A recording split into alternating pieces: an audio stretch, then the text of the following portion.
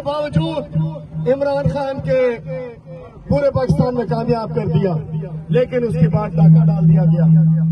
आज पूरे पाकिस्तान में हम अपने चोरीशुदा मैंडेट के खिलाफ बाहर निकल रहे हैं, हम अपना एहतजाज रिकॉर्ड करा रहे हैं। आज ये भावे जी ने ये एहतजाज, ये कारकुन, ये शहरी ये डिमांड कर रहे हैं कि जिसका इख्तियार है उसके हवाले कर दो। हम जीत के लेंगे आजादी तेरा बाप भी देगा, हम छीन के लेंगे तेरा बाप भी देगा।